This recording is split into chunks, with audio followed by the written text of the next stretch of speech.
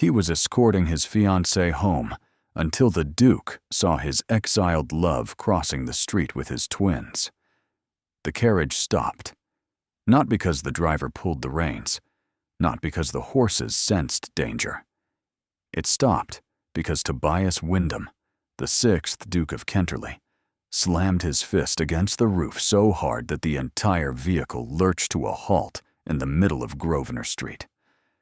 "Your Grace," Lady Serena Whitford pressed a gloved hand to her chest, her perfect features arranged in an expression of elegant alarm. "Whatever is the matter?" But Tobias could not answer. He could not breathe. He could not do anything except stare through the rain-spattered window at the woman crossing the cobblestones 20 feet away. She carried 2 bundled shapes against her chest, 1 in each arm, small shapes, infant shapes, and even through the November drizzle, even with her head bowed against the cold, even after 14 months of convincing himself he had forgotten the exact slope of her shoulders and the particular way she walked, he knew her, Marguerite Holloway, the woman he had been told had fled to the continent in disgrace, the woman his mother swore had taken up with another man, the woman whose name he had forbidden, spoken in his presence, because hearing it felt like pressing a blade against an open wound. She was alive. She was in London.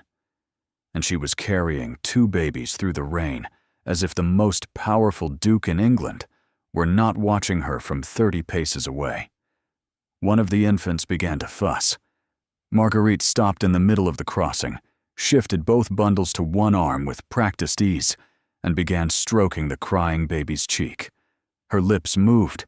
She was singing something, or humming. And even though Tobias could not hear the melody through the glass and the rain and the thundering of his own heartbeat, he recognized the gesture. The gentle circular motion of her fingers, the slight sway of her body, the patience that seemed to emanate from her very posture. The baby quieted almost immediately. She continued across the street and disappeared around the corner of Mount Street. "Tobias," Serena's voice came from very far away. "Tobias, you have gone quite pale. Should I call for someone?" He turned to look at his fiancée.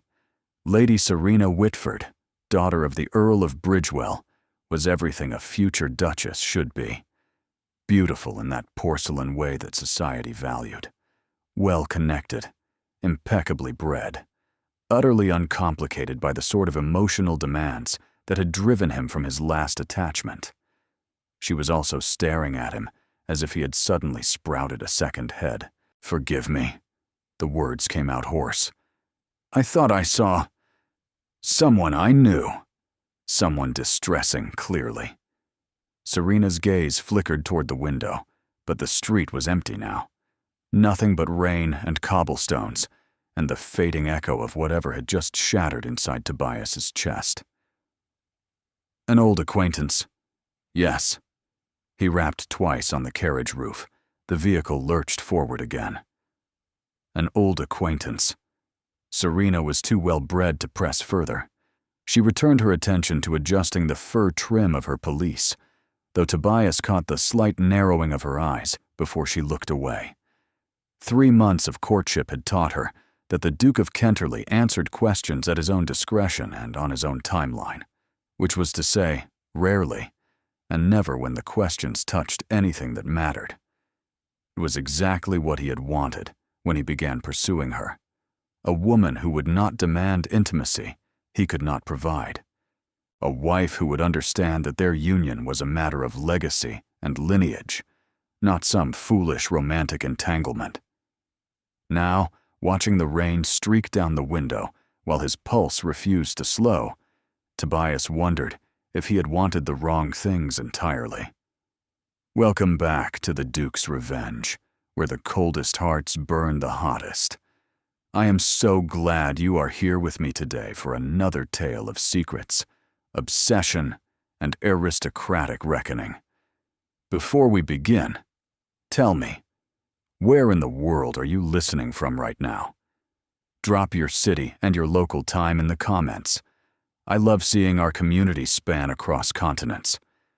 Tonight's story begins with a stopped carriage, a single glimpse through a rain-streaked window. A man who thought he had buried his heart 14 months ago, discovering that everything he believed was a lie. They told him she had fled in disgrace. They told him she had taken up with another man. They told him she was gone forever. And he made himself believe it, because believing was easier than feeling. But now Tobias Wyndham has seen the woman he loved crossing a London street with 2 infants in her arms. And the timing cannot be coincidence. 4-month-old twins. 14 months since she vanished. The mathematics of heartbreak do not lie. What happens when a duke discovers that his heir was born in secret? What happens when the woman he abandoned was carrying his children all along? And what happens when the carefully constructed walls around his heart begin to crack under the weight of everything he threw away? Let me take you back to that November evening, when the fog hung thick over Mayfair, and one man's world collapsed with the simple act of a carriage stopping in the middle of Grosvenor Street. The Wyndham townhouse on Berkeley Square had been in the family for 4 generations. Its marble floors had witnessed dukes at their most triumphant and their most desperate. Its walls had absorbed secrets that would topple governments if they ever escaped into polite conversation. Tonight, those walls watched Tobias pace the length of his study like a caged animal. He had deposited Serena at her father's house with minimal conversation and maximum haste. The look she had given him as he handed her down from the carriage suggested that their next meeting would involve questions he had no intention of answering. But that was a problem for tomorrow. Tonight, there was only this: the image of Marguerite's face branded behind his eyes, refusing to fade no matter how much brandy he poured. 2 babies. The thought kept circling back, a vulture over carrion. 2 babies, approximately 4 months old if he was any judge, and he was no judge. He knew nothing about infants, had made a point of knowing nothing about them because children were complications he had specifically arranged his life to avoid. But even he could do the arithmetic. 14 months since Marguerite had vanished. 10 months of pregnancy. 4 months of infancy. The numbers aligned with devastating precision. A knock at the study door interrupted his 3rd circuit of the Turkish carpet. Enter. His valet, Simmons, appeared in the doorway. "Your Grace, the Dowager Duchess has arrived. She is waiting in the blue drawing room." Of course she was. His mother possessed an almost supernatural ability to appear whenever Tobias's life was in upheaval. He had sometimes wondered if she employed spies among his household staff, though the more likely explanation was simply that the Dowager Duchess of Kenterley had spent 35 years learning to read her son like a particularly transparent book. "Tell her I am indisposed." Simmons's expression did not change by so much as a flicker. "I have already attempted that explanation, Your Grace. She indicated that she would wait until you became disposed." Tobias closed his eyes. Of course she did. He found his mother exactly where Simmons had promised, perched on a blue silk settee, with a cup of tea balanced in one hand, and an expression of maternal concern that Tobias had learned to distrust approximately 30 years ago. The Dowager Duchess of Kenterley was 62 years old, and looked a decade younger through sheer force of will. Her silver hair was arranged in an elaborate style that had been fashionable during the Regency and had never gone out of fashion for her specifically, because she was the sort of woman who created fashion rather than followed it. Her posture was impeccable. Her eyes missed nothing. "Tobias." She extended her cheek for a kiss without rising. "You look dreadful. Have you been sleeping?" "I was sleeping quite well until approximately 2 hours ago." He crossed to the sideboard and poured himself another brandy, deliberately not offering her any. "To what do I owe the pleasure, Mother?" "Lady Whitford's mother sent word that you deposited Serena at her door this evening, looking like you had seen a ghost."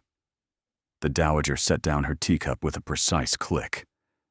Naturally, I was concerned. Naturally. Is there something you wish to tell me? Tobias turned to face her, glass in hand. He had inherited his height from his father, but his eyes, gray as winter storms, cold as charity, those were entirely his mother's contribution. Right now, those eyes were studying the dowager with an intensity that would have made a lesser woman uncomfortable. She merely raised one elegant eyebrow. "I saw Marguerite Holloway this evening," he said, "crossing Grosvenor Street, carrying 2 infants." The dowager's expression did not change, not by so much as a flicker, and that, more than anything else, told Tobias everything he needed to know. "I was told she fled to the continent," he continued, his voice dangerously soft. "I was told she had taken up with another man. I was told she had brought such disgrace upon herself that she could never show her face in England again. She did bring disgrace upon herself. What disgrace, exactly?" The dowager's chin lifted. "She was carrying on with someone else while she was still under your protection. A woman of her station, dallying with a duke, and then, who told you that? I have my sources. Your sources lied. Tobias!" He slammed his glass down on the mantelpiece hard enough that brandy sloshed over the rim. Do not sit there and pretend you did not know. Those babies are the right age, the exact right age, and you have been lying to me for over a year." The dowager's composure finally cracked, just a hairline fracture, a tightening around her mouth, a slight stiffening of her spine. But Tobias had been reading his mother's tells since he was old enough to understand that adults did not always say what they meant. "I was protecting you," she said quietly. "That girl was entirely unsuitable. A gentleman's daughter with no fortune, and no connections, and nothing to recommend her except a pretty face, and the ability to make you forget yourself. You told me yourself that you had no interest in marriage, no interest in children. I told you that I had no interest in being trapped by someone who wanted my title more than she wanted me. And that is precisely what she was doing, using her charms to secure a position far above her station. She never asked me for anything." Tobias's voice was ice. Not once, in 6 months, did she ever mention marriage or position or security. She never dropped hints about the future or made demands about my time. She was the only woman I had ever known who seemed to want nothing from me except my company. Then she was cleverer than the others. Or perhaps she actually cared for me. The words hung in the air between them, heavy with 14 months of suppressed grief. The dowager rose from the settee with the deliberate grace of a woman who had never made an ungainly movement in her life. "That girl was a fortune hunter, Tobias. Whatever she may have told you, whatever she may have made you believe. She is raising 2 children in what appeared to be decidedly modest circumstances. If she was hunting my fortune, she is doing a spectacularly poor job of claiming it. Perhaps she has another protector now. Perhaps you are lying again." Mother and son stared at each other across the blue drawing room. Outside, the rain continued to fall. Inside, something that had been stretched taut for over a year finally snapped. "I want to know what you did," Tobias said. "Every detail, every letter you intercepted, every lie you told, every arrangement you made to remove her from my life. You will tell me tonight, or I will begin making inquiries tomorrow that you will find deeply uncomfortable. You would threaten your own mother? I am not threatening. I am promising." The dowager's expression shifted through several emotions too quickly to catalogue. Fear, certainly. Calculation, definitely. And beneath both of those, something that might have been resignation. "Very well." She settled back onto the settee with the air of a woman preparing for a long siege. If you insist on knowing the whole sordid truth, then you shall have it. But I warn you, Tobias, what I did for your own good. And when you hear the full accounting, you may find yourself grateful rather than angry. I doubt that very much. Then sit down and listen. This will take some time. The story emerged in pieces, each one more damning than the last. It had begun with a letter. The Dowager had intercepted Marguerite's correspondence for weeks before the final confrontation, reading every word the girl wrote and receiving copies of every word written to her. The letters had been innocent enough at first, discussions of books and music and the small daily observations of a woman in love. But then Marguerite had written to her sister about a missed monthly course. And then another, and finally a letter containing the word expecting and the phrase, "I do not know how to tell him." The Dowager had moved quickly after that. A visit to Miss Holloway's lodgings, an offer of money in exchange for permanent departure from England. When Marguerite had refused, indignantly, apparently, with a great deal of talk about love and duty and other romantic foolishness, the Dowager had changed tactics. She had told Marguerite that Tobias did not want children, that he would never acknowledge a bastard, no matter whose womb it came from, that if she persisted in this pregnancy, she would find herself cut off completely. No money, no support, no possibility of ever seeing the Duke again. "I told her that you had instructed me to deliver the message," the Dowager said calmly, "that you could not bear to do it yourself, but that your feelings on the matter were absolutely fixed.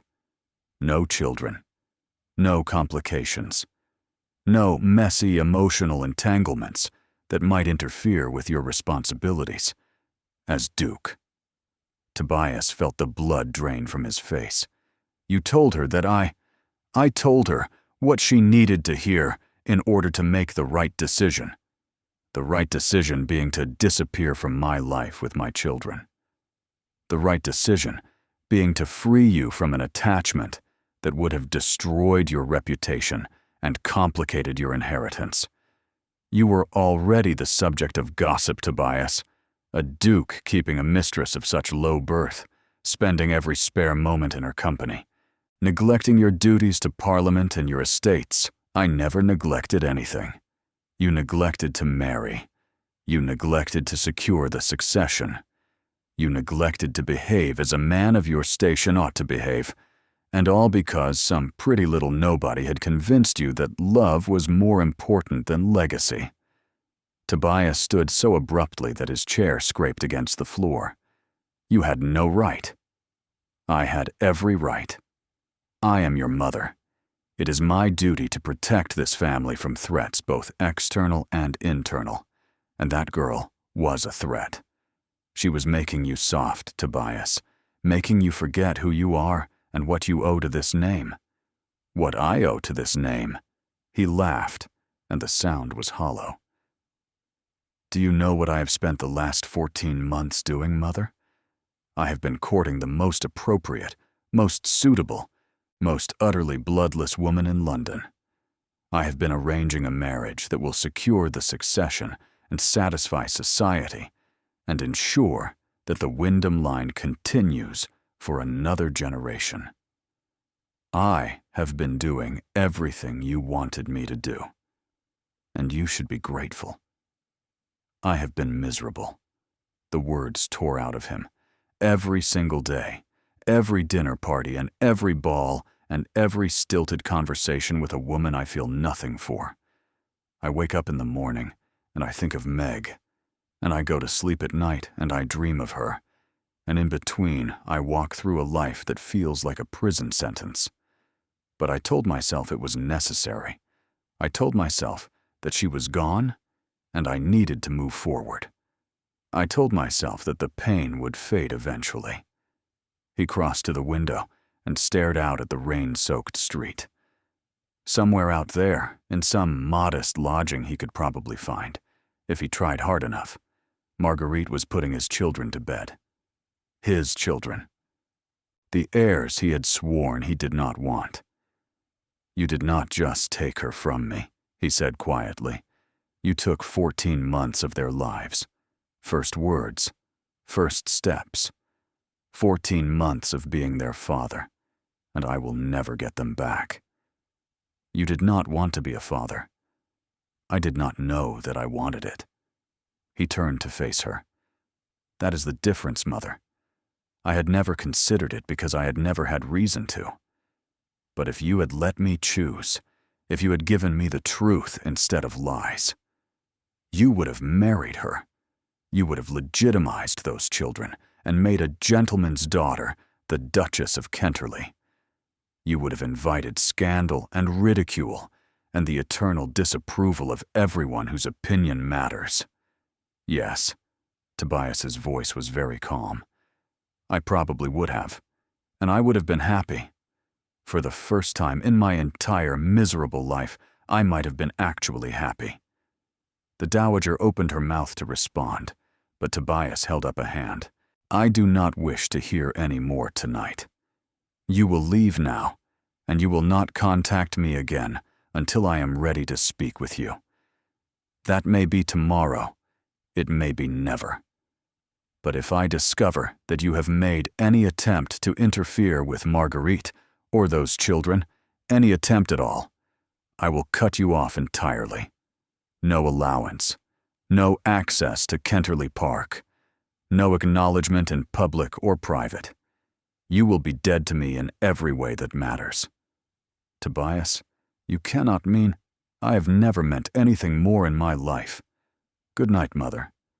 He rang for Simmons to escort her out. She went, finally, but not before pausing at the door to deliver one final observation. "She will not take you back, you know. Whatever apologies you offer, whatever explanations you give, she has been raising those children alone for 4 months. She has built a life without you. And women like that, women who learn to survive without a man's protection, they do not easily forget what it cost them." Tobias said nothing. He watched his mother disappear down the hallway, listened to the front door close behind her, and then stood alone in the blue drawing room until the candles guttered and the fire burned low. His mother was probably right.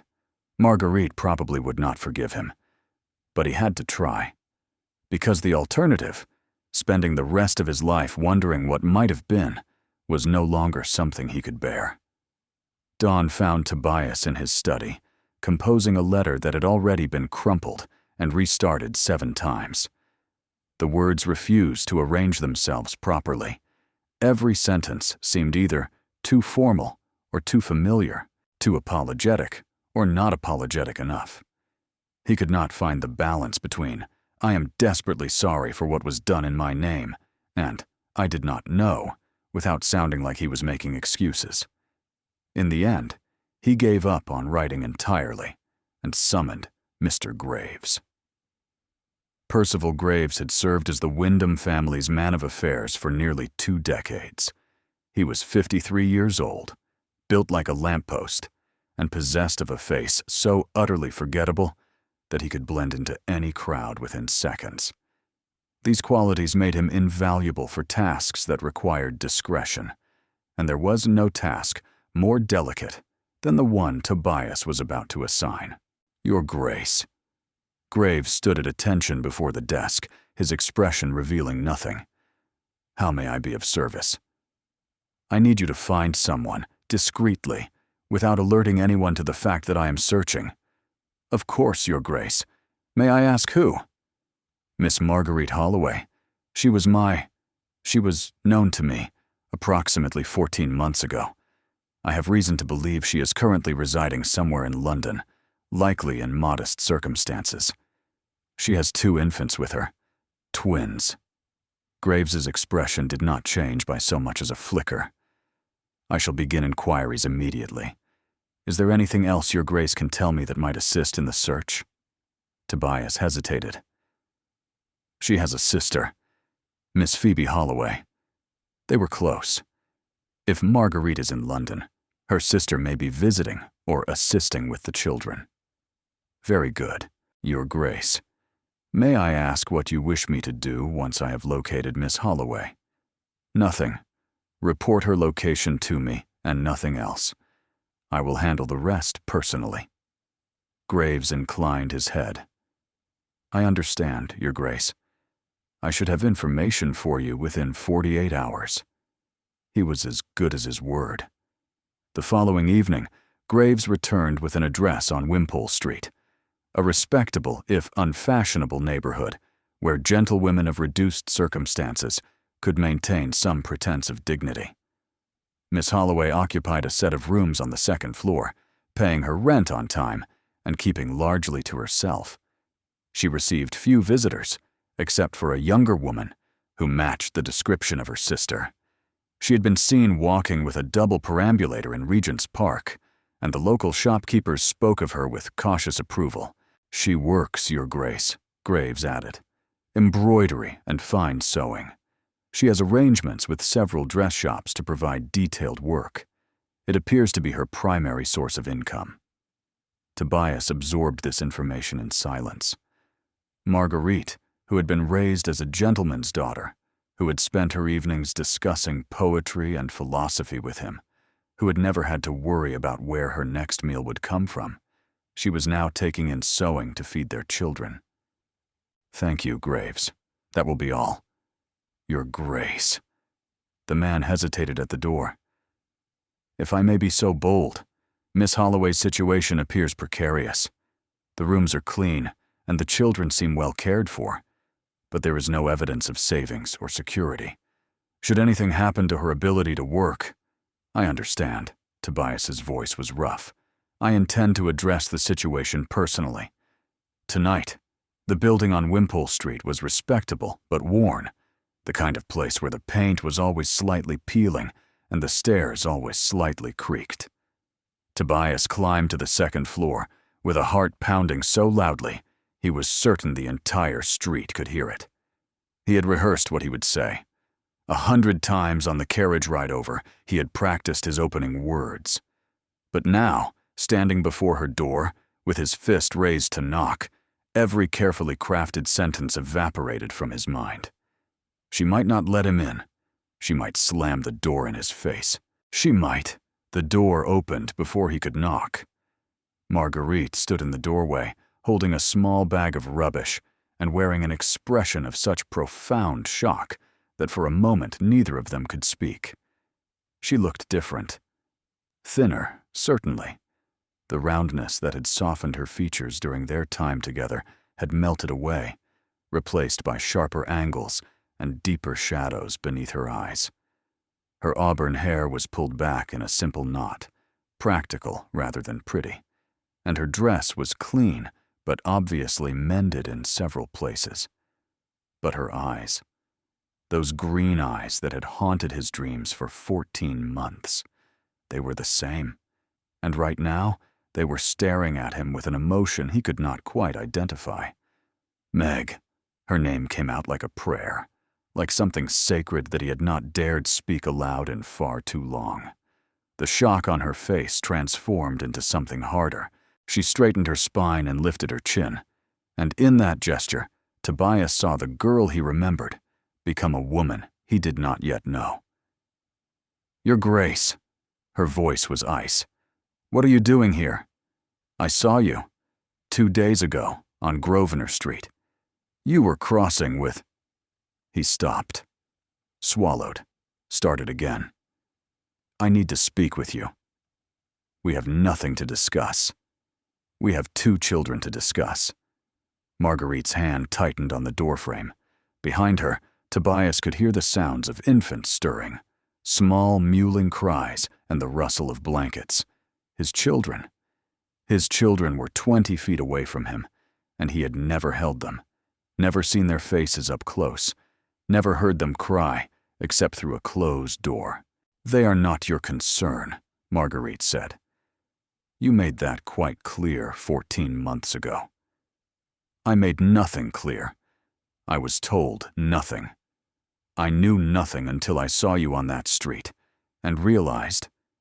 He ran a hand through his hair, destroying whatever remained of his careful grooming. Meg, please. 5 minutes. That is all I ask. Let me explain, and if you still want me to leave after that, I will go and never bother you again." She studied his face for a long moment. The crying behind her had escalated, and Tobias watched her internal struggle. The mother who needed to attend to her children, warring with the woman who had every right to send him away. "Come in," she said finally, "but stay by the door." The rooms were small, but scrupulously clean. A sitting area with a worn settee and a single chair. A tiny cooking space with a kettle and a few dishes. And in the corner, a cradle large enough for two, where two small bodies were beginning to wake. Marguerite set down the rubbish bag and moved to the cradle with the automatic grace of a woman who had performed this action 1,000 times. She lifted one infant to her shoulder, then the other, settling them both against her chest with practiced ease. "Say what you came to say," she told him. "They will need feeding soon." Tobias opened his mouth, closed it, and found that all his rehearsed speeches had abandoned him entirely.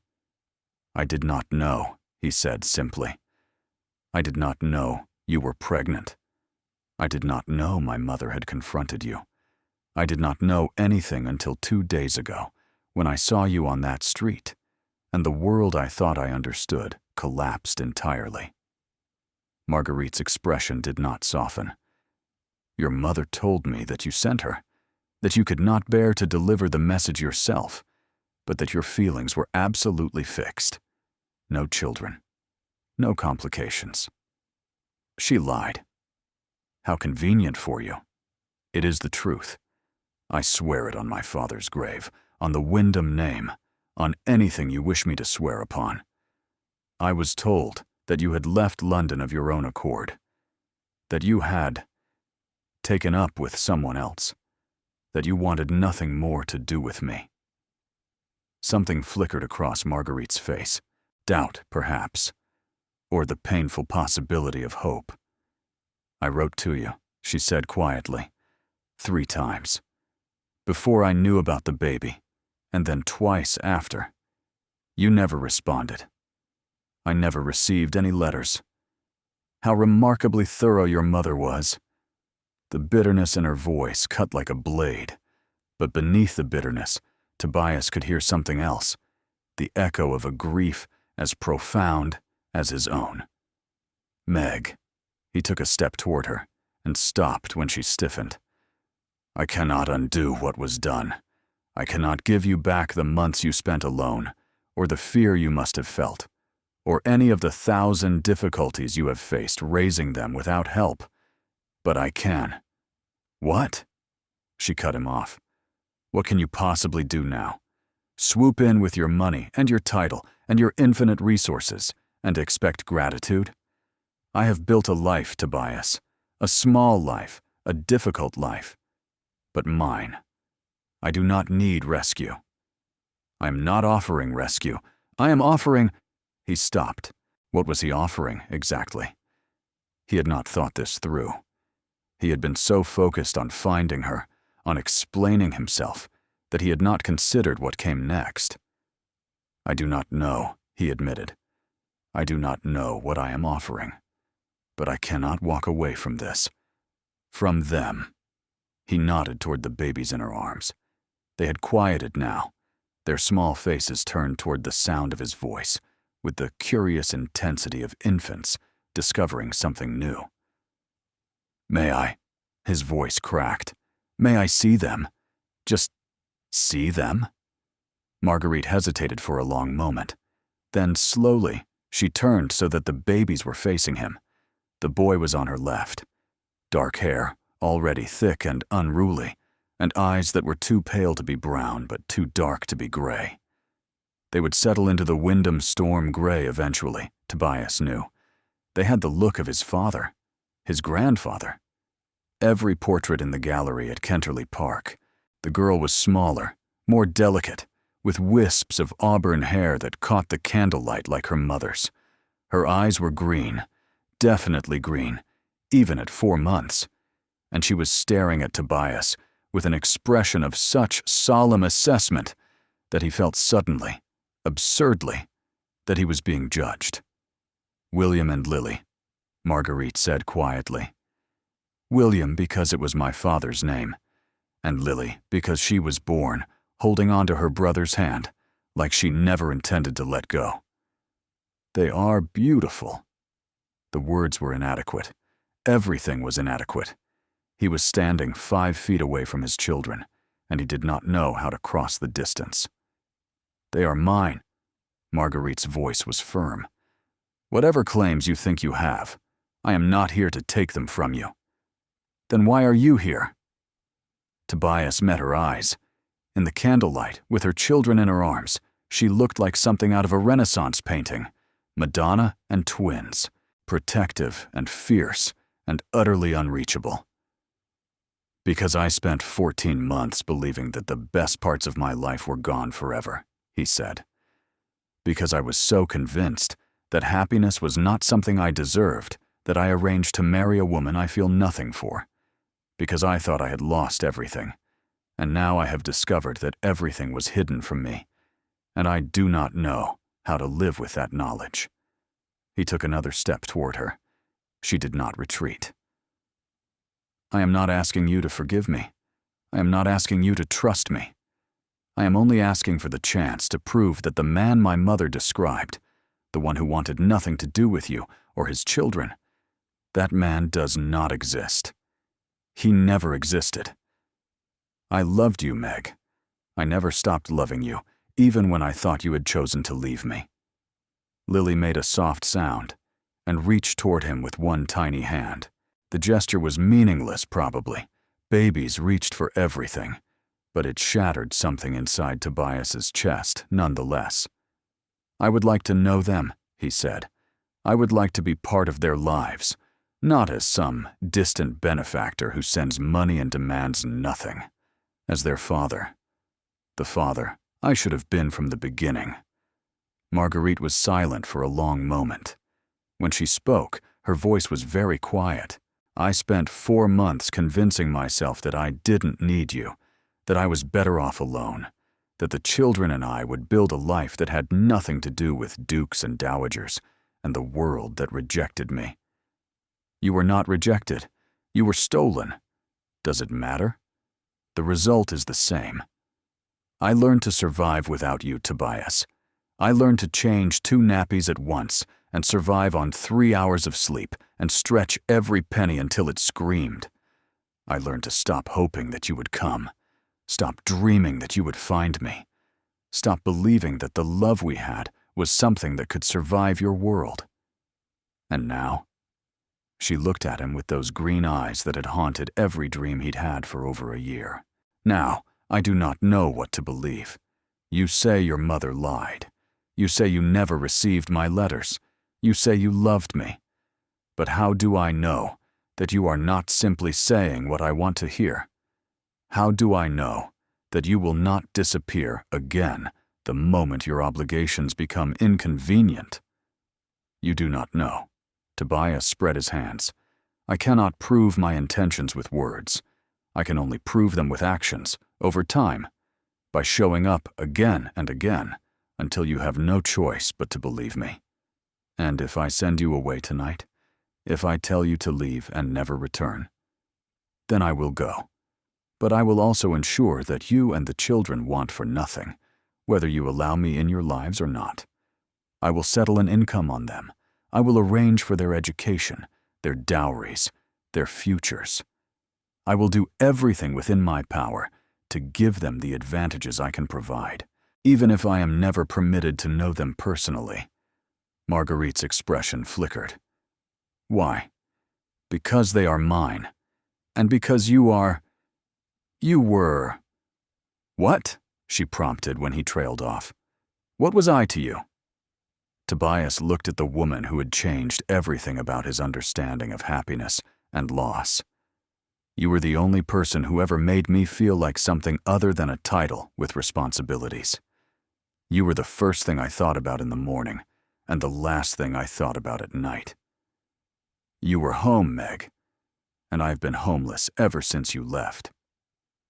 The words hung in the small room, weighted with 14 months of grief and the fragile possibility of something new. Lily began to fuss again, and the moment stretched tight as a harp string. "Go," Marguerite said finally. "Go home, sleep. Come back tomorrow if you still feel the same way in the morning." "I will feel the same way." "Come back tomorrow anyway. We will talk more then. But tonight—" She looked down at the babies in her arms. "Tonight I need to think. I need to decide whether I can trust you with something more precious than my own heart." Tobias nodded. He wanted to argue, wanted to stay, wanted to do anything other than walk out that door without resolution. But he had caused her enough pain already. "Tomorrow," he said.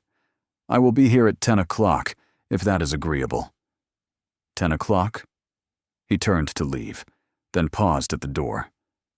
"Meg?" "Yes?" "Whatever you decide, whatever you need from me, whatever boundaries you require, I will respect them. I will not push.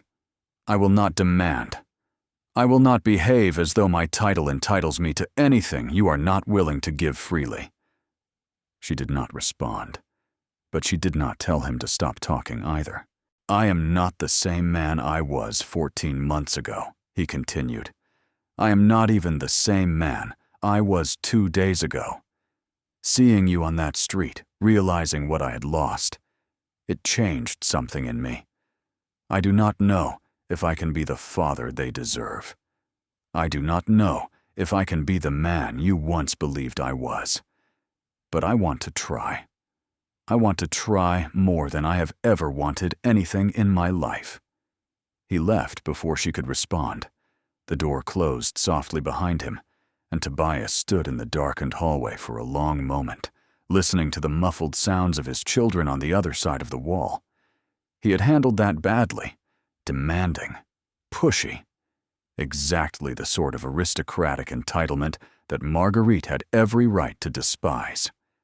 But standing there in that small room, watching his children reach toward him with their tiny hands, he had felt something shift inside him that could not be shifted back. He had missed 4 months of their lives, first smiles, first sounds, first moments of recognition. All of it had happened without him. And he would never get those months back, no matter how many future moments he was present for. The walk back to Berkeley Square took over an hour. Tobias did not take his carriage. He did not want to sit still. He needed to move, to think, to process the enormity of what had just happened. Marguerite had let him see them. Despite everything his mother had done, despite his own complicity and ignorance, she had opened that door and allowed him to witness the life she had built without him. She could have sent him away. She could have refused to acknowledge the connection, denied him any claim, protected herself and the children from his world entirely. Instead, she had given him 5 minutes, and then she had told him to come back tomorrow. It was more than he deserved, more than he had any right to expect, and he would not waste it. When he reached his townhouse, Simmons was waiting with barely concealed concern. "Your Grace, you have been gone for several hours. Lady Whitford's mother sent a note inquiring after the delay in returning her daughter home."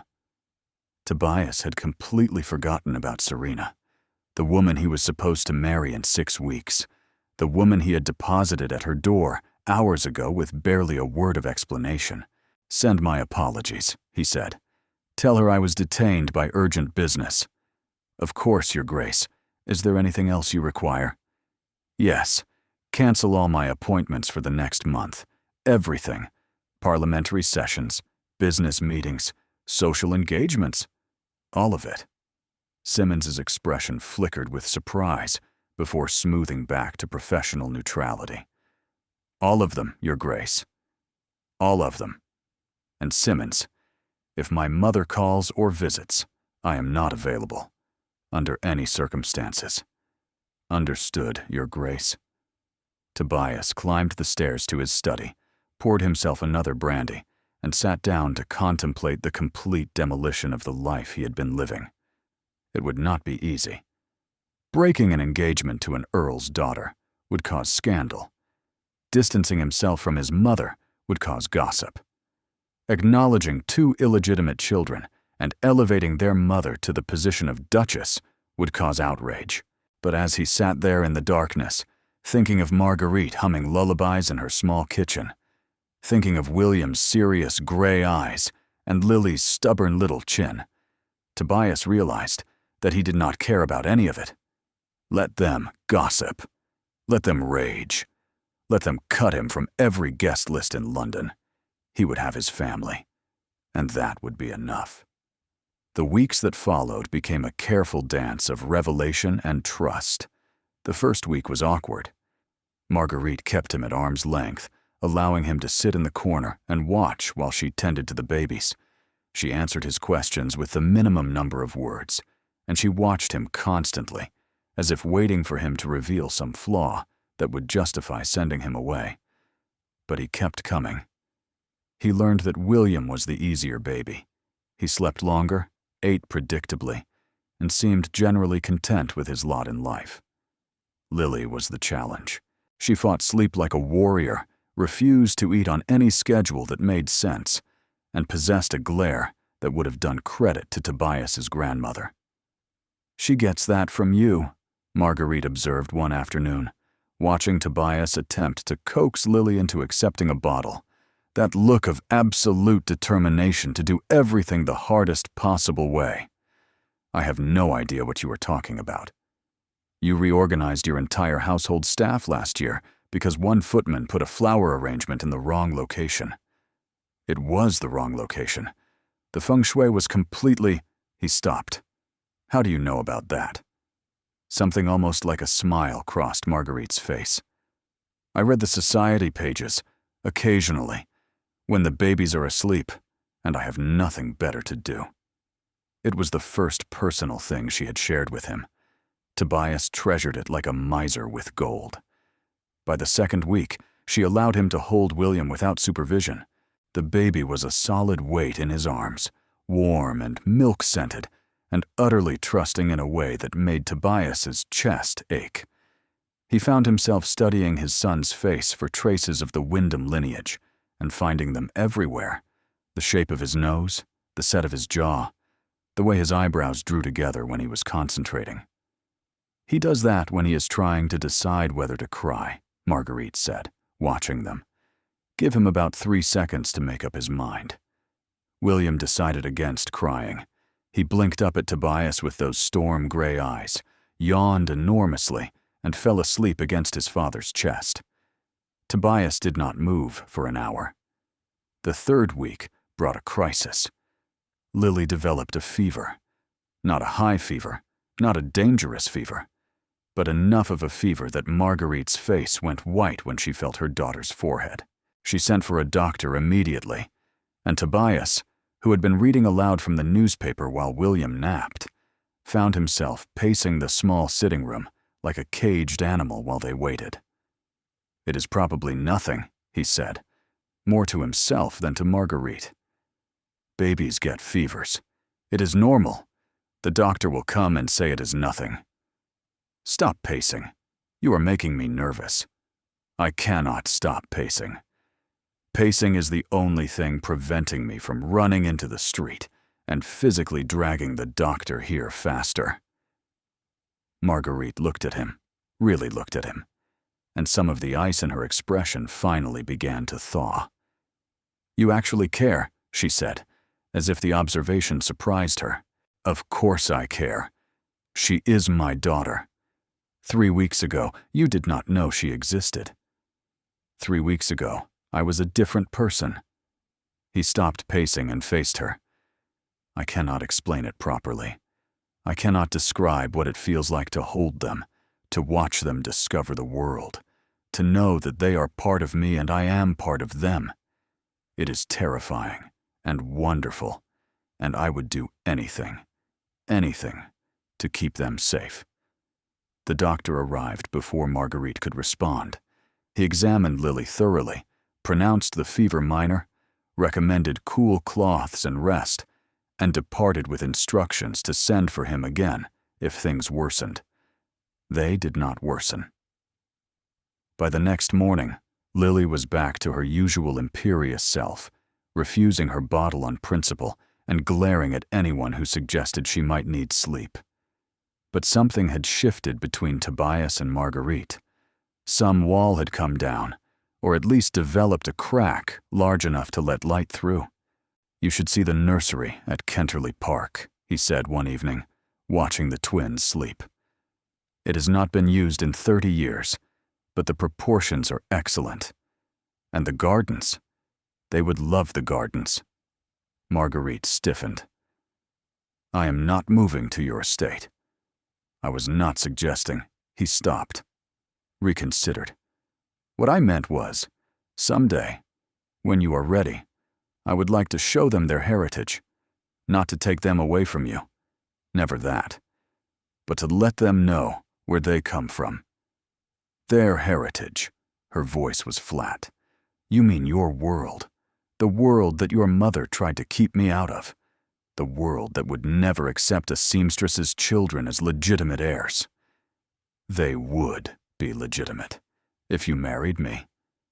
The words hung in the air. Tobias had not planned to say them. Not yet. Not like this. Not when everything was still so fragile.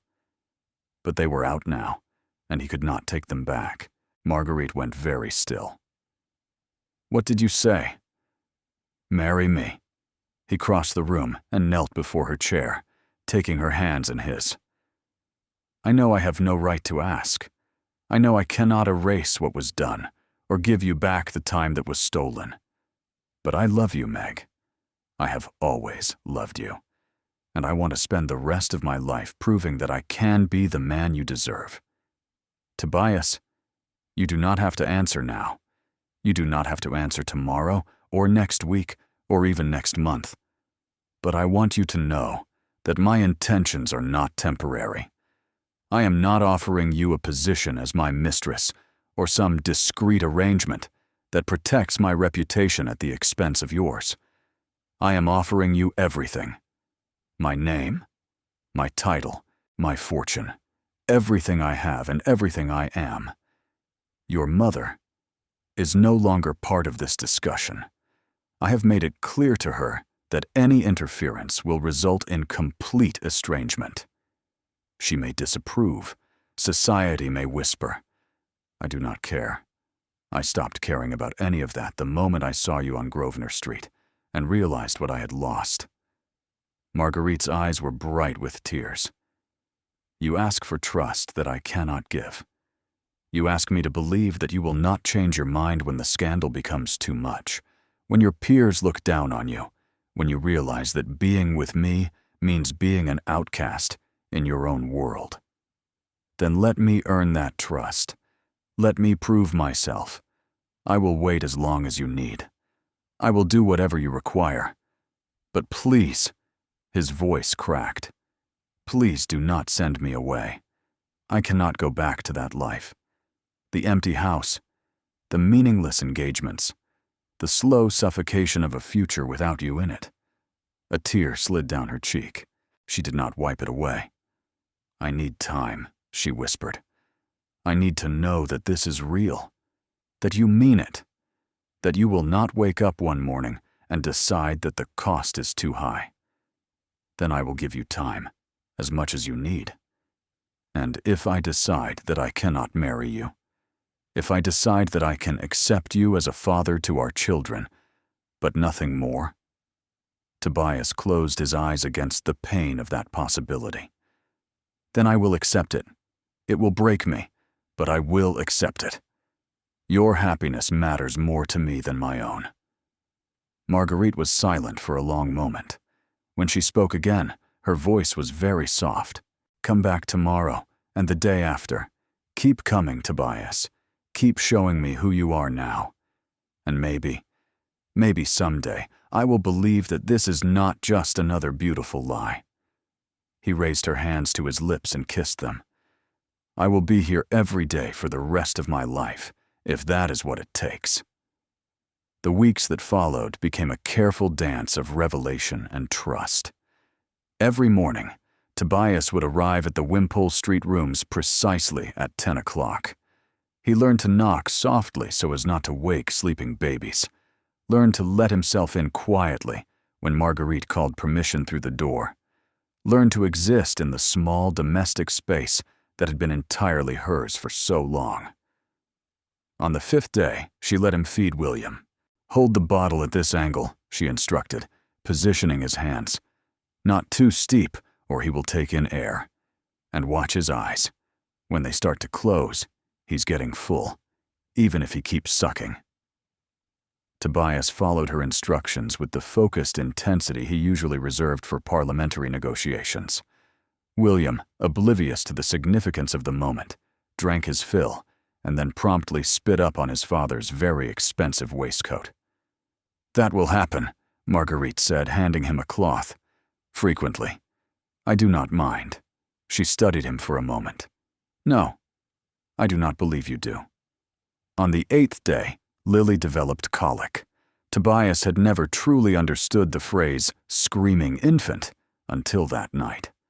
Lily's cries were not the soft mewling of a hungry baby or the startled wails of one woken too suddenly. They were full-throated, red-faced, seemingly endless expressions of infant misery that no amount of rocking or singing or desperate pleading could quiet. "What do we do?"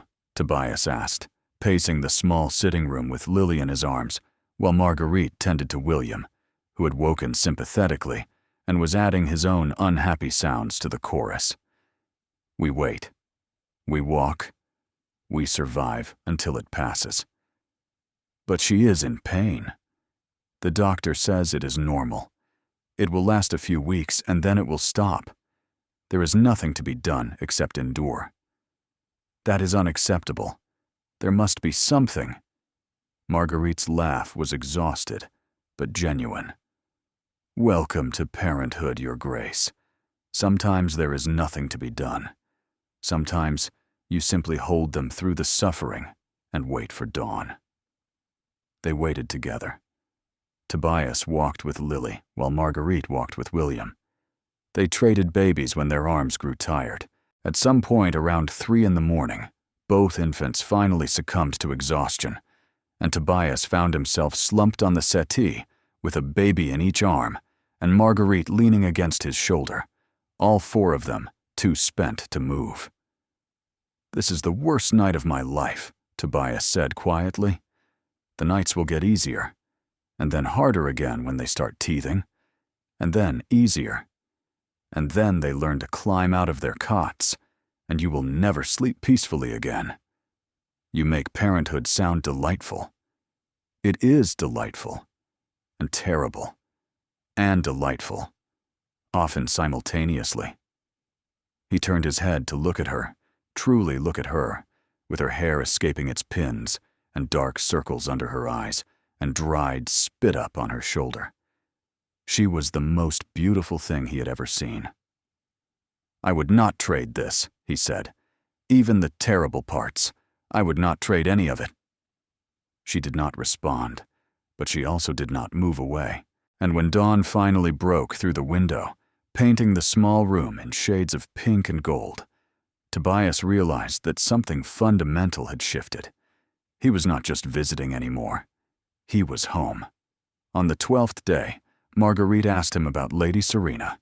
They were sitting in the tiny kitchen. Tobias had insisted on buying her a proper table and chairs, though she had refused anything larger, while the babies napped in the next room. "You are still engaged," she said, stirring her tea with unnecessary focus. "The banns have been read. The engagement can be broken. At what cost? Society does not forgive a man who jilts an earl's daughter. You will be persona non grata in every drawing room in London. I do not care about drawing rooms. You should. Your position in Parliament, your business interests, your family's reputation, all of it depends on your standing in society." Tobias reached across the table and took her hand. "Meg, look at me." She raised her eyes reluctantly. "I have spent my entire life being the Duke of Kenterley first and Tobias Wyndham second. I have made every decision based on what was expected, what was appropriate, what would preserve the family name and protect the family interests. And it nearly cost me everything that actually matters. Society will make your life difficult. Let them. I would rather be difficult and happy than comfortable and dead inside. He squeezed her fingers. I'm going to end the engagement. Not because you have asked me to. You have not asked me for anything. But because I cannot in good conscience marry a woman I do not love, while the woman I do love is raising my children in 2 rooms on Wimpole Street. Your mother will be furious. My mother does not get a vote. The scandal will fade. Scandals always do. And when it fades, what will be left is this. He gestured around the small kitchen at the evidence of a life being lived in spite of difficulty. This is what matters. This is what I choose. Marguerite was silent for a long moment. When she spoke, her voice was barely above a whisper. I used to dream about you coming for me. In those first weeks, before I accepted that you were not coming, I would lie awake at night and imagine you appearing at my door, telling me it was all a mistake, telling me you loved me. I'm sorry it took so long. I'm sorry I believed the lie so easily. Your mother was very convincing. She had letters, supposedly from you, expressing your complete disinterest in any complications. I should have questioned them. I should have demanded to hear it from you directly. You were frightened, pregnant, alone. You did what you needed to do to survive. I should have fought harder. Tobias raised her hand to his lips. You are fighting now. We both are, and we are going to win. On the 18th day, Marguerite allowed him to stay overnight for the first time, not in her bedroom. The babies slept there, in the large cot they shared, but on the settee in the sitting room, so that he could help with the night feedings, and she could rest for more than an hour at a stretch. He lay awake in the darkness, listening to the small sounds of the apartment. The creak of floorboards as Marguerite walked a fussy baby, the soft murmur of her voice, singing lullabies he did not recognize, the occasional cry and the gentle sounds of soothing that followed. This was real life, not the grand dinners and formal balls and endless political maneuvering of his usual existence. This was bottles and nappies and 3 a.m. feedings and the bone-deep exhaustion of caring for 2 small people who could not yet care for themselves. And he loved it. Loved every sleepless, messy, chaotic moment of it. In the morning, Marguerite found him already awake, sitting in the single chair with William in his arms, watching the sun rise through the window. You look terrible, she observed. I feel wonderful. Liar. I feel wonderful and exhausted. Both can be true. She smiled, a real smile, the kind that transformed her tired face into something luminous, and Tobias felt his heart crack open a little wider. We need more chairs, she said, if you are going to keep staying. I will have some delivered this afternoon. Nothing too grand. This is not a palace. Nothing too grand, he agreed. Just chairs, and perhaps a larger table, and maybe a proper cot for the babies, so they don't have to share. Tobias. Too much. Too much. But she was still smiling. Start with the chairs. We will negotiate the rest. 3 months later, Tobias broke off his engagement to Lady Serena Whitford. The meeting took place in the drawing room of her father's townhouse, at her request. She received him with the same composed elegance she always displayed. Perfectly dressed, perfectly poised, perfectly unreadable. But when Tobias asked to speak with her privately, something flickered across her face that might have been resignation. You have come to end our engagement, she said, once the door had closed behind them. It wasn't a question. Tobias had prepared explanations, apologies, offers of whatever settlement might preserve her reputation. But faced with Serena's directness, all of it seemed inadequate. Yes, he said simply. I have. She nodded slowly, her expression revealing nothing. May I ask why? Though I suspect I already know. There is someone else. Someone I thought I had lost. She has. He hesitated. She has children. My children. Twins, born 4 months ago. I'd learned of their existence only recently. Children. For the first time, genuine surprise crossed Serena's face. You have illegitimate children? Yes. And I cannot in good conscience marry you while they exist, while their mother exists. Serena moved to the window, her back to him. The afternoon light caught the pale gold of her hair. That explains a great deal. The distraction, the missed engagements, the way you have looked at me these past weeks as if I were a stranger you could not quite place. I am sorry. You deserved better than, please do not apologize. She turned to face him, and to his surprise, there was no anger in her expression, only a kind of weary acceptance. I knew when I accepted your proposal that you did not love me. I accepted anyway because I am 23 years old, and my family's finances are not what they appear, and I thought a loveless marriage to a duke was preferable to the alternatives available to me. Serena, I am not telling you this for sympathy. I am telling you because I want you to understand that I am not heartbroken by this development. Disappointed, perhaps. Inconvenienced, certainly. But not heartbroken. She offered a thin smile. One cannot break a heart that was never engaged. I should have been more honest with you, about my feelings, about my past. Yes, you should have. She moved past him toward the door. But as you were not, I will simply have to find another solution to my family's difficulties. Perhaps Lord Ashworth. He has been making inquiries. His title is lesser, but his fortune is greater, and I suspect he might actually want a wife rather than simply require one.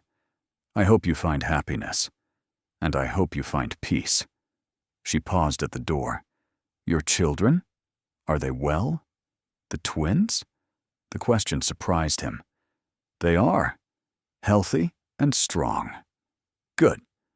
Children deserve to be wanted. Something softened in her expression. Go to them, Tobias. Go to her. And try not to destroy this chance the way you nearly destroyed ours. She left him standing in the drawing room, and despite the awkwardness of the encounter, Tobias felt something loosen in his chest. One obstacle cleared. One honest conversation completed. It was more grace than he deserved. He heard later that Serena was engaged to Viscount Ashworth by the end of the season, a better match for her temperament, and one that would bring her more happiness than Tobias ever could have provided. He sent a wedding gift and a note wishing her well. She sent back a brief acknowledgement and, surprisingly, an invitation to the christening of her first child 2 years later. He did not attend. The timing conflicted with William and Lily's birthday celebration, but he appreciated the gesture. Some endings, he learned, could become beginnings for everyone involved. The scandal was everything his mother had predicted. The Duke of Kenterley, throwing over an earl's daughter for some nobody with bastard twins. The gossip columns were merciless. Former friends cut him in public. Invitations that had once arrived in floods dried up to a trickle. Tobias did not care. He was too busy learning how to change nappies and mix formula and survive on 4 hours of sleep. Too busy watching his children discover their hands, their feet, the miracle of solid food that did not come from bottles. Too busy falling more deeply in love with their mother every single day. Marguerite resisted moving in with him at first. She insisted on maintaining her rooms on Wimpole Street, accepting only enough financial support to ensure the children's comfort. But as the months passed, and Tobias proved himself consistently, reliably, unfailingly present, her walls began to crumble. The first time she let him stay past midnight, he slept on the settee while she nursed the babies through a difficult night. The first time she cried in front of him, really cried, ugly sobs about the loneliness and the fear and the weight of doing everything alone. He held her until the storm passed and said nothing except, "I am here." The first time she kissed him, it was a Tuesday. They were standing in her tiny kitchen, arguing about whether William preferred strained peas or strained carrots, when she suddenly stopped mid-sentence, crossed the distance between them, and pressed her mouth to his.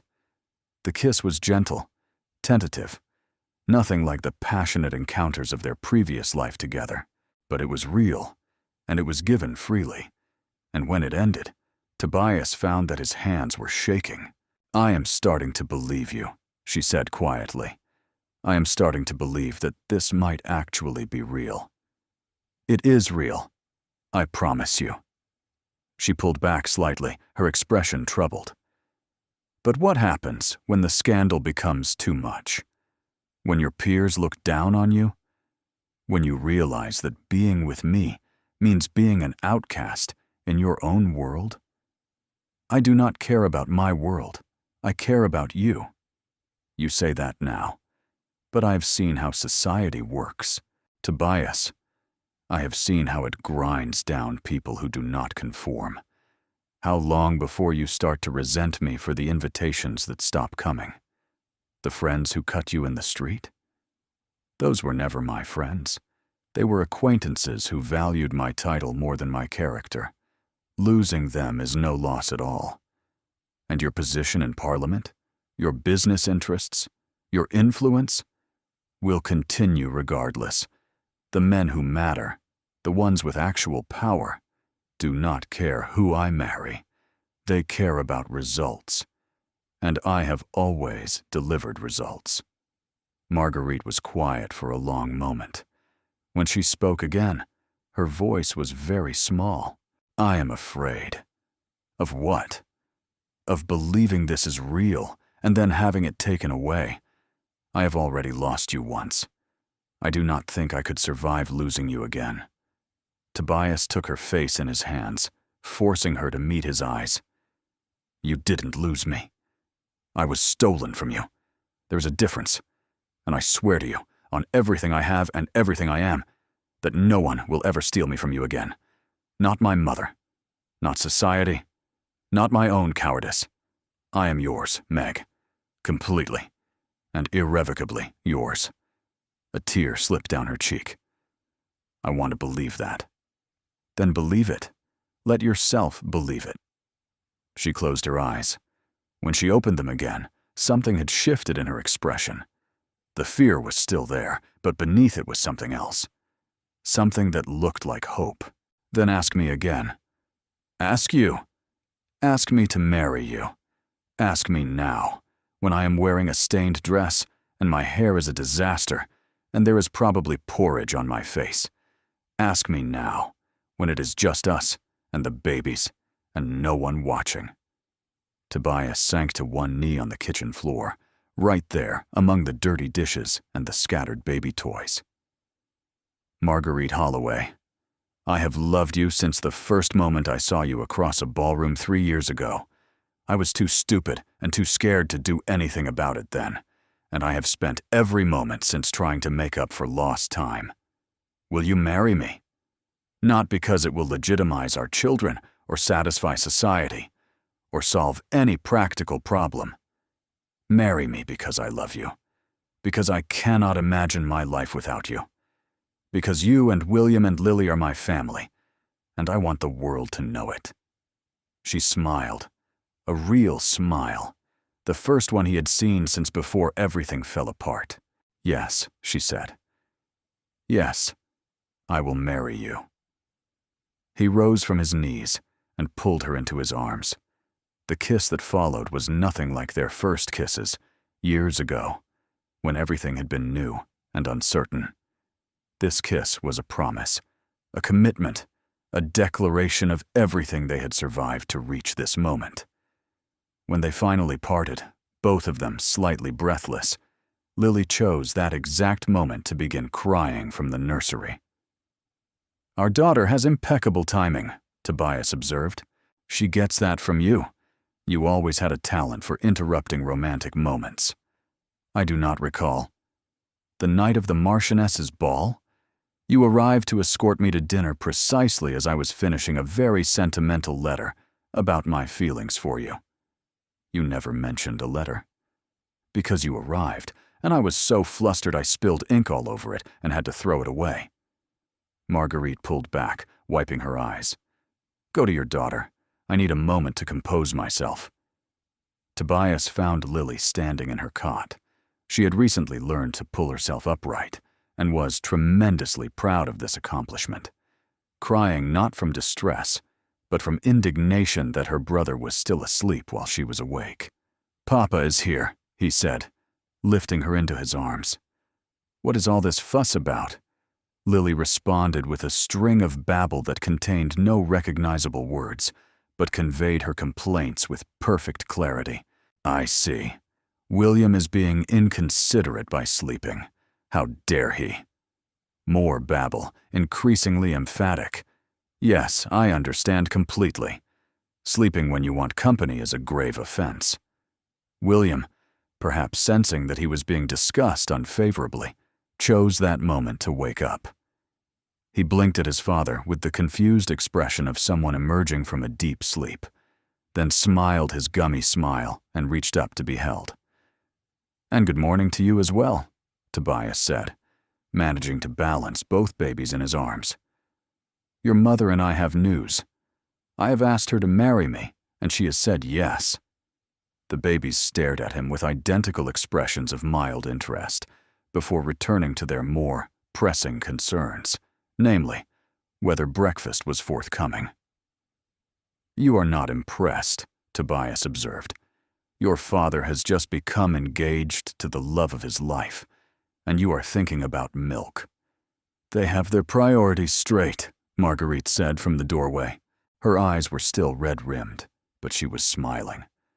Food first, romantic declarations second. A philosophy you have clearly instilled in them. A philosophy that has kept us all alive these past months. She crossed to take William from his arms. Come, little ones, let us celebrate your father's proposal with breakfast. The wedding took place 6 weeks later, in the small chapel at Kenterley Park. Tobias had wanted to wait longer, to give Marguerite time to adjust, to plan the elaborate ceremony that a duchess deserved, but she had refused. I do not want elaborate, she said firmly. I want married, as quickly as possible before anything else can go wrong. Nothing else is going to go wrong. You do not know that. Your mother could launch another campaign. Society could cause difficulties. The babies could develop some dreadful illness. I have learned not to count on happy endings until they actually happen. Then we will make it happen, as quickly as possible. The ceremony was small, only Phoebe as witness for Marguerite, and Tobias's oldest friend, Lord Ashworth, as witness for him. The babies were there, of course, held by their aunt and uncle-to-be, mercifully quiet through the exchange of vows. Marguerite wore a simple cream gown, not the elaborate confection that society would have expected, but something practical that she could wear again for other occasions. Tobias thought she had never looked more beautiful. I, Tobias, take thee, Marguerite, he said, his voice steady despite the trembling in his hands. To have and to hold, from this day forward, for better, for worse, for richer, for poorer, in sickness and in health, to love and to cherish, till death do us part. I, Marguerite, take thee, Tobias, she replied, her green eyes bright with tears she refused to let fall. To have and to hold, from this day forward, for better, for worse, for richer, for poorer, in sickness and in health, to love and to cherish, till death do us part. The vicar pronounced them man and wife. Tobias kissed his bride, while their children watched with the bored indifference of infants who had not yet learned the significance of such ceremonies. And just like that, after everything, the lies, the separation, the months of rebuilding trust, they were a family. Officially, Legally. Irrevocably. Happy? Tobias asked, echoing the question that would become their private ritual. Disgustingly so, Marguerite replied. You? I did not know it was possible to be this happy. The reception was equally small, just the wedding party and a few trusted servants who had been with the Wyndham family for decades. They toasted with champagne and ate cake that the cook had stayed up all night preparing, and when the babies grew fussy, Marguerite excused herself to feed them, while Tobias entertained their guests with a version of their story that omitted the more painful details. Later, after everyone had gone and the babies were asleep in the nursery, Tobias and Marguerite stood together on the terrace of Kenterley Park, watching the stars emerge over the grounds. "This is your home now," he said. "Truly your home. Not just a place you are visiting or a room you are renting. It belongs to you as much as it belongs to me. It will take some getting used to, the scale of everything. We do not have to stay here if you prefer the cottage. I know Birchwood is smaller, but if you would be more comfortable, I think I would actually, at least at first. The children are used to small spaces. This much grandeur might overwhelm them. Then we will use the cottage as our primary residence. Kenterley Park can be for formal occasions." Marguerite turned to look at him with something like wonder. "You would really do that? Give up living in your ancestral home because it makes your wife more comfortable?" "I would give up far more than that." He pulled her close. "I would give up everything I have if it meant keeping you. Do you not understand that yet?" "I am beginning to." He kissed her, softly at first, then with growing intensity, and when they finally retreated inside, it was not to separate bedrooms, but to the master suite they would share for the rest of their lives. 2 years later. The morning chaos at Birchwood Cottage had become a symphony of familiar sounds, the clatter of small feet on wooden floors, the high-pitched arguments of toddlers who had not yet learned the art of compromise, the crash of objects being dropped, thrown, or otherwise subjected to the experimental physics that occupied most of William and Lily's waking hours. "William, we do not put porridge in our sister's hair. It was an accident." "It wasn't an accident. I saw you aim. She put jam on my nose first." "Lily, we do not put jam on our brother's nose." He was being annoying.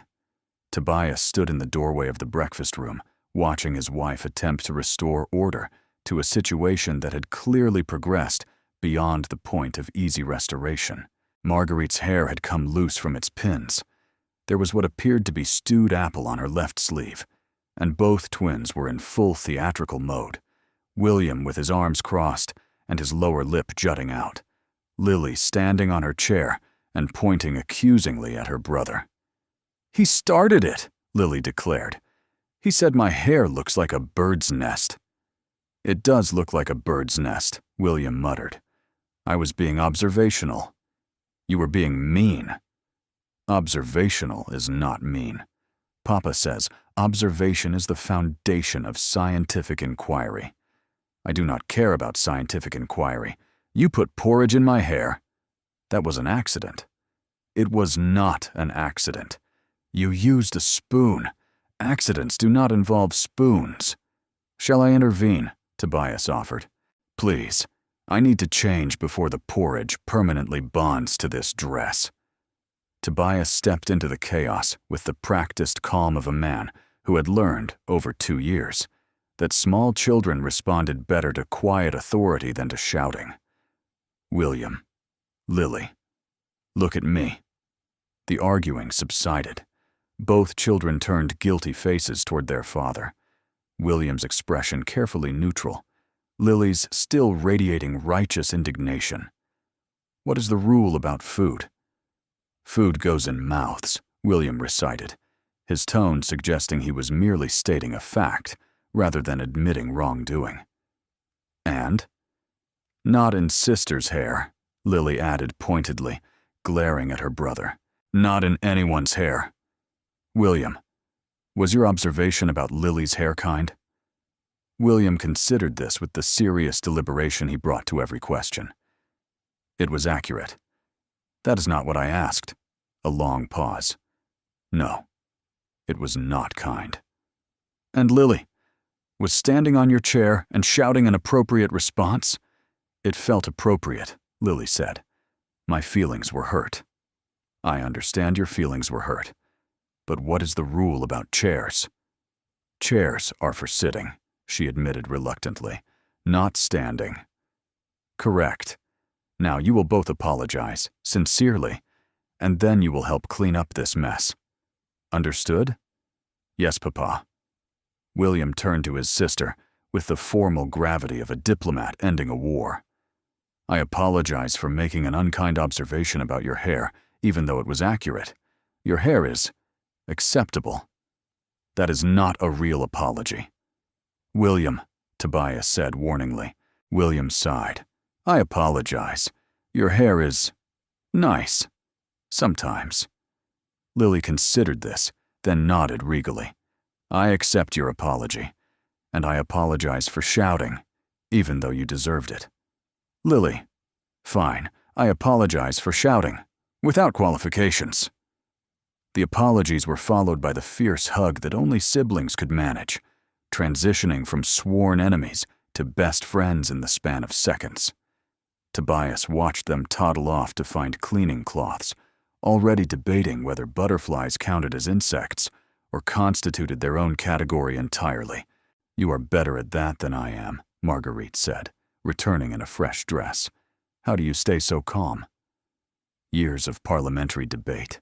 Nothing 2-year-olds can throw at me is worse than arguing trade policy with Lord Pemberton. I shall have to take your word for that, never having had the pleasure of arguing trade policy with Lord Pemberton. You are not missing much. The man has no understanding of tariff structures whatsoever. They shared a smile, the private, comfortable smile of two people who had weathered enough storms to appreciate the calm. I had a letter from my mother this morning, Tobias said, his smile fading slightly. Marguerite tensed. What does she want? To see the children. She has been asking for months. I know. I have been refusing. I know that too. Tobias moved to the window, watching William and Lily in the garden below. They had abandoned their cleaning duties in favor of chasing butterflies, their earlier quarrel completely forgotten. She is their grandmother, he said quietly. Whatever she did to us, to you, she is still their grandmother. She tried to destroy our family before it began. Yes. She lied to you. She manipulated me. She would have let our children grow up without a father, rather than accept me as your wife. Yes. Marguerite came to stand beside him. And you are considering allowing her to see them anyway. I am considering whether holding on to this anger is worth the cost. The children are starting to ask questions. Why they have no grandmother when other children do. Why we never visit Kenterley Park for the holidays. Why there are portraits of people in the gallery that we never discuss. What do you tell them? That some relationships are complicated. That adults sometimes make mistakes that are difficult to forgive. That we will explain more when they are older. Does that satisfy them? It satisfies William. He accepts explanations at face value. Tobias smiled slightly. Lily demands more details and gets frustrated when I cannot provide them. She is your daughter, through and through. And yours. That stubbornness comes from both sides. They stood together in comfortable silence, watching their children play. The afternoon sun was warm through the windows, and somewhere in the house, a clock chimed the hour. I will not forbid you from allowing her to visit, Marguerite said finally. She is your mother. Whatever my feelings about her actions, I will not be the reason you are estranged from your only living parent. But you have reservations. Of course I have reservations. She tried to steal my children from me before they were even born. She lied to you for over a year. She showed up at Kenterley Park after our wedding, and spent the entire visit criticizing everything about me and our life together. I remember. But I also remember what it felt like to be excluded from a family I desperately wanted to be part of. And I would not wish that feeling on anyone, even her. Tobias turned to look at his wife, really look at her, with the same wonder he had felt on their wedding day. She had every right to demand his mother's permanent exclusion. Instead, she was considering compassion. "You are a better person than I am," he said. "I am not. I am just tired of carrying the anger. It is heavy, Tobias, and I want to put it down. Then we will invite her. One visit, supervised, with clear boundaries about what is and is not acceptable behavior. And if she crosses those boundaries, then she leaves and does not return. But we will at least have tried." Marguerite nodded slowly. "Write to her. But make it clear. If she says one unkind word about me or the children, she will not be welcome again. I will make it crystal clear." The invitation was sent that afternoon. The Dowager's response arrived 3 days later, accepting with an enthusiasm that Tobias found slightly suspicious. But he had promised Marguerite they would try, and so they did. The birthday party was a small affair, small by aristocratic standards at least. Marguerite had insisted on keeping the guest list manageable. "They are turning 3, she pointed out. "They do not need 50 people watching them eat cake. I was merely suggesting we include a few of the neighboring families. The neighboring families include 3 earls, a viscount, and the second son of a marquis. That is not a small affair. That is a political statement." Tobias had conceded the point, though he privately suspected that his wife enjoyed puncturing his aristocratic assumptions more than she let on. So the guest list remained intimate, a few neighbors with children of similar ages, carefully selected for their ability to get along with the twins rather than their social standing. Phoebe and her husband, who had arrived the day before and immediately been recruited to help with decorations. The local vicar and his wife, who had become unexpected friends despite their initial wariness of the unconventional ducal household. And, carefully scheduled to arrive after the other guests had settled, the Dowager Duchess of Kenterley. "She is coming in her own carriage," Tobias reported, watching from the window as the familiar crest appeared on the drive. "Alone. That is a good sign. Or a sign that she did not want witnesses for whatever she is planning. Meg, I am being realistic. Your mother has never done anything without a plan." The Dowager entered Birchwood Cottage with the careful dignity of a queen visiting a peasant's hovel, which, to be fair, was probably how she viewed the situation. But she said nothing critical about the modest furnishings, or the toys scattered across the hall, or the distinctly unprofessional finger paintings that decorated the walls. "Tobias," she inclined her head. "Marguerite." The use of her daughter-in-law's first name was deliberate, Tobias knew. An olive branch. Whether it was genuine or strategic remained to be seen. "Mother, thank you for coming. I would not have missed it. Where are my grandchildren?" William and Lily were produced, dressed in their birthday best, and coached extensively on proper behavior in the presence of Grandmama. William executed a creditable bow. Lily's curtsy was somewhat wobbly but earnest. "Happy birthday, Grandmama," they chorused, the greeting Marguerite had taught them, against Tobias's recommendation that they keep the interaction minimal. The Dowager's expression did something complicated. "Thank you, children. You look very well." "We are 3 now," William announced proudly. "That is very old." "Indeed it is. Lily is also 3. We are twins. That means we were born at the same time. I am aware of what twins means. Some people do not know. Papa says we should explain for the people who might be confused. Your papa is very thorough. He is the best papa in the whole world," Lily declared, apparently deciding that the conversation required her input. "Mama says so." The dowager's gaze flickered to Marguerite, who met it steadily. Does she indeed? She does. And Mama is always right. Papa says that too. Your papa says many things, it seems. He tells us stories at bedtime, William added, warming to the topic of his father's virtues. About dragons and knights, and a princess who rescues herself because she does not need a prince to save her. That sounds like a very modern sort of story. Mama helped him write it. She says princesses should know how to use swords. Tobias intervened.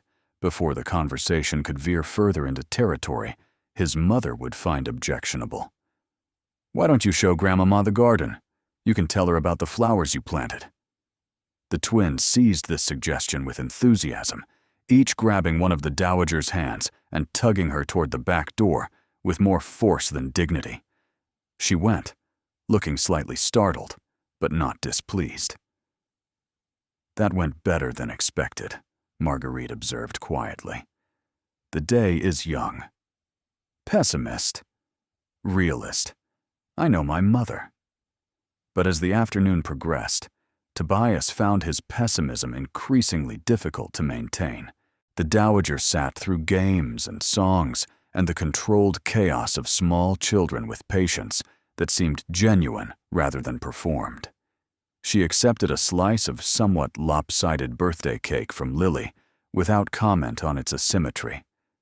She even laughed, actually laughed, when William attempted to explain the rules of a game he had invented, rules that changed every 30 seconds and bore no relationship to logic or consistency. He gets that from you, she told Tobias during a quiet moment. You used to make up games with rules no one could follow. Drove your tutors absolutely mad. I do not remember that. You were 4. I remember. It was such a small thing, a fragment of shared history, offered without agenda or manipulation, that Tobias found himself momentarily speechless. Near the end of the party, he found her standing apart from the others, watching William chase the vicar's son around the garden, a few neighbors with children of similar ages. Marguerite's sister, Phoebe, who had married a respectable solicitor and seemed determined to spoil her niece and nephew at every opportunity. The local vicar and his wife, who had become unexpectedly close friends, despite initial reservations about the unconventional ducal household. And the Dowager Duchess, sitting ramrod straight in a corner chair, watching the chaos with an expression that might have been disapproval or might have been something else entirely. Tobias kept a careful eye on his mother throughout the festivities. She said nothing unkind. She did not criticize the cake that was slightly lopsided, or the decorations that William had insisted on making himself. She accepted a piece of birthday cake from Lily with something almost approaching grace. Near the end of the party, Tobias found her standing apart from the others, watching William chase the vicar's son around the garden. He runs like you did, she said, not looking at him. At that age. I had forgotten. I do not remember you watching me run. I watched you more than you knew.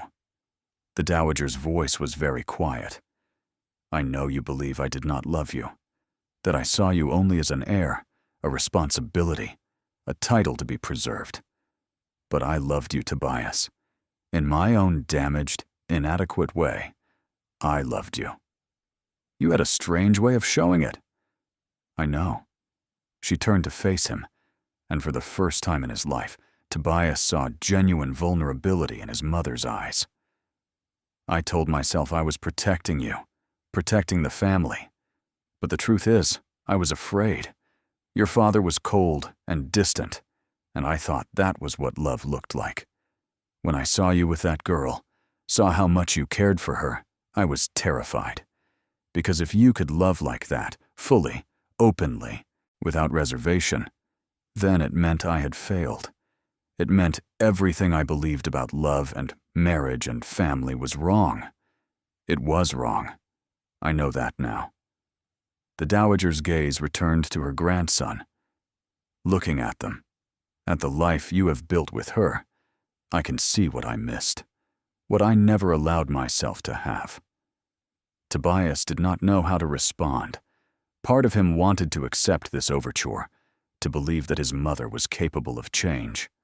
Another part remembered 14 months of grief, remembered Marguerite crying alone in her modest rooms, remembered all the moments he had missed because of his mother's interference. "I am not asking for forgiveness," the dowager said, as if reading his thoughts. "I know I do not deserve it. But I would like the chance to know them, to be their grandmother, if only from a distance. That depends entirely on how you treat their mother. Marguerite is my wife. She is their mother. She is the Duchess of Kenterly, regardless of how she came to hold that title. If you cannot respect her, truly respect her, not just tolerate her, then you cannot be part of our lives. I can learn. It will not be easy, and I will probably make mistakes, but I can learn." Tobias studied his mother's face, looking for signs of deception. He found only an old woman confronting the ruins of her own making, wondering if there was still time to build something new. "One step at a time," he said finally, "and the first step is apologizing to Marguerite. Properly. For everything." The dowager nodded slowly. "I will speak with her before I leave." She did. Tobias watched from a distance as his mother approached his wife, saw them exchange words that he could not hear, saw Marguerite's expression shift from suspicion to surprise, to something that might have been the beginning of acceptance. Later, after the guests had departed and the children were asleep in their nursery, Marguerite told him what his mother had said. She apologized, actually apologized, with specific acknowledgement of what she did wrong. And then she said, Marguerite paused, as if still processing the words. She said she envied me, because I had found something with you that she never had with your father. Something real. Do you believe her? I do not know, but I think she might be trying, in her own way. Tobias pulled his wife close. You are more generous than I am. I have been the outsider. I know what it feels like to be excluded from a family that should have welcomed you. I would not wish that on anyone, even her. They stood together in the quiet of their bedroom, listening to the sounds of their sleeping children down the hall. Happy? Tobias asked. Disgustingly so. Marguerite smiled against his chest. You. I did not know it was possible to be this happy. I spent 36 years believing that contentment was the best I could hope for. That real happiness was something that happened to other people, people who were willing to risk more than I was. And now? Now I have everything. A wife who sees me as I truly am and loves me anyway. 2 children who are simultaneously the greatest joy and the greatest chaos of my existence. A home that feels like home, not like a museum I am required to maintain. He tightened his arms around her. And to think, I nearly missed all of it. If my carriage had not stopped at exactly that moment, if I had not looked out the window, you would have found me eventually. I believe that now. Do you? Marguerite pulled back to look at him. You are not a man who gives up easily. Even when you thought I had left you, you did not replace me. You did not move on. You arranged a loveless marriage because you could not imagine loving anyone else. That sounds less romantic and more pathetic when you put it that way. It sounds like a man who was waiting for something, even if he did not know what he was waiting for. Tobias kissed her, slowly, thoroughly, with all the gratitude and wonder he felt for the life they had built together. I was waiting for you, he said, when they finally parted. I was always waiting for you. 5 years after that, the Duke and Duchess of Kenterly welcomed their 3rd child, a daughter, with her mother's green eyes and her father's stubborn determination. The pregnancy had been a surprise. Marguerite was 33, and they had assumed their family was complete. But fate, it seemed, had other plans. "I suppose this means we will need to expand the nursery," Tobias observed when she told him, his voice remarkably steady for a man who had just learned his life was about to change again. "I suppose it does. And hire another nursemaid. Probably wise. And explain to William and Lily that they are going to have a sibling. That conversation should be interesting." It was. William, now 8, received the news with the solemn gravity of a boy who took his responsibilities as eldest seriously. "I will protect her," he announced, "from spiders and thunder and anyone who tries to be mean to her." Lily, equally 8, was less sanguine. "Does this mean I will not be the only girl anymore?" "It means you will have a sister to share things with." "I do not want to share my things. You might change your mind when you meet her." "I doubt it." She did change her mind, of course. The moment Lily held her baby sister for the first time, something shifted in her expression.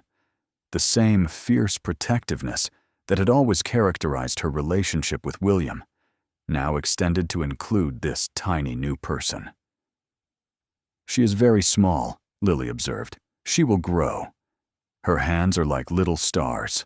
They are. I suppose I can share some of my things with her, the ones I do not need anymore. That is very generous of you." The baby was named Eleanor Rose. Eleanor for Tobias's grandmother, the only member of the Wyndham family who had ever shown him unconditional warmth, and Rose for the flowers that had been blooming in Marguerite's garden when she discovered she was pregnant. The Dowager Duchess, who had become a regular if cautious presence in their lives, was permitted to hold her new grandchild. She did so with the careful wonder of someone who had been given far more second chances than she deserved. "She has your nose," the Dowager told Marguerite, the first compliment she had ever paid her daughter-in-law directly. "The Wyndham nose is rather prominent. She is fortunate." It was not exactly warmth, but it was something. And sometimes, Marguerite had learned, something was enough. And Tobias, watching his family from the doorway of the nursery, his wife radiant despite the exhaustion of new motherhood, his twins arguing over who would teach the baby to walk first, his mother speaking quietly with Marguerite about infant care, felt the last pieces of his old life fall away entirely. This was who he was meant to be. Not a title, not a responsibility, not a set of obligations to be fulfilled. A father, a husband, a man who had been brave enough to stop his carriage on a rainy November evening and discover that everything he thought was lost had actually been waiting for him all along. He crossed the room and slipped his arm around Marguerite's waist. She leaned into him automatically, the gesture so familiar now that neither of them thought about it. "Happy," she murmured, beyond measure. "You?" Exhausted, overwhelmed, terrified that I have forgotten everything I knew about caring for infants. "That is not what I asked." She smiled up at him, that smile that still made his heart stutter after all these years. "Yes, Tobias, I am happy. Disgustingly, impossibly, unreasonably happy." "Good. So am I." Some stories, he realized, do not end when the conflicts are resolved. They continue, day by day, in the small moments that make a life. In breakfast arguments about whose turn it is to hold the baby. In birthday parties and midnight feedings, and the gradual, painstaking work of building bridges with people who have burned them. In the choice, made every single morning, to show up for the people who matter most. This was that kind of story, the kind that was still being written, and would continue to be written, for as long as they both lived. And every single day, Tobias chose it. Chose her. Chose them. It was the easiest choice he had ever made. Thank you so much for listening to this story, until the very end. Your presence here means more than words can express. If this tale of second chances and found family touched your heart, please take a moment to like this video and subscribe to The Duke's Revenge. Every subscription helps us continue creating stories of love, redemption, and the courage it takes to choose happiness over expectation. Leave a comment below and tell me, where are you listening from right now? What time is it where you are? And most importantly, what part of Tobias and Marguerite's story moved you the most? Was it the moment he first saw her on Grosvenor Street, carrying the children he never knew existed? Was it the slow, careful rebuilding of trust over those early weeks? Was it watching the Dowager Duchess finally begin to change, not because she was forced to, but because she wanted to know her grandchildren? I read every single comment, and your responses help shape the stories I tell. This community we are building together, spanning continents and time zones, is something precious, something worth protecting. So tell me your thoughts. Share this story with someone who needs to hear it. And remember, dear listener, sometimes the love we think we have lost is simply waiting for us to be brave enough to claim it. The road back to each other is never easy. It requires swallowing pride and admitting mistakes. It requires patience when patience feels impossible. It requires believing that people can change, truly change, even when all evidence suggests otherwise. But for those who are brave enough to walk that road, the destination is worth every difficult step. Tobias and Marguerite found their way back, against all odds, against all obstacles, against a society that told them their love was impossible. They found their way back. And so can you. Until next time, dear hearts, with love from The Duke's Revenge.